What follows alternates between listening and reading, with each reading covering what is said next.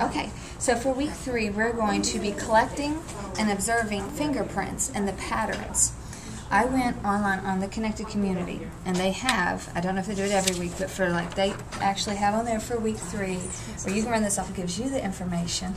So that gives me something to go by. But it also, and I liked using this last year, they will often have a page that will have for you to make the hypothesis, and sometimes I would put this in a page protector with the kids and just color in their hypothesis as a class, or ask each of them individually, and we would mark down, which one they did. So this week, their hypothesis, I would be asking them, will your fingers all have the same fingerprint pattern, or are they all going to have different? And of course, the younger ones, they may or may not know that answer.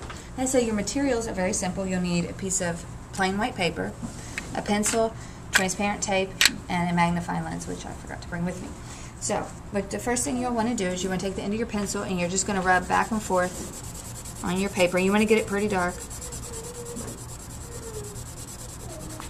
Cover it pretty well.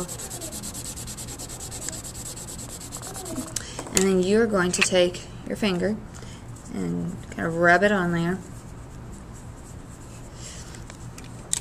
Then, as a tutor, you'll probably have to help, especially with the younger ones. You take a piece of the transparent tape, just place it over top of fingerprint that you have made.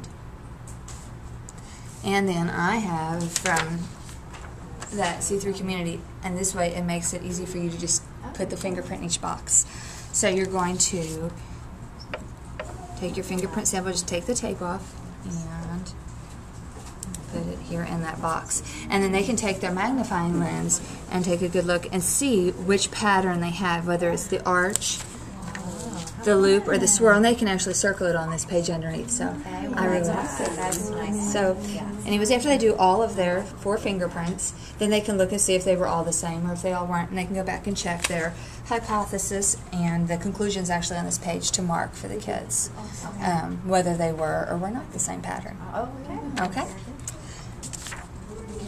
So you can explain to them, again, I really like this page. For the younger ones, obviously you're going to have to simplify this, that we have 2 layers of skin. We have the dermis and the epidermis. The dermis is the deeper layer, and that's actually where the fingerprints are made. That's actually where the pattern would be. But our epidermis covers that, and that's how we actually see it, is just from that covering. So, yeah. All right, and that's it for week 3. Can I ask a question Sure. about that? Like, I know I keep hearing over and over again, you want to present the information and you don't want to teach. Does that just apply to introducing grammar? That's the new grammar. So As science, you have more freedom. You have more time. Yes, because you're going to have a full 30 minutes just to do this. So yeah, that's a lot of time. That's a lot of time. So yes, you can explain more.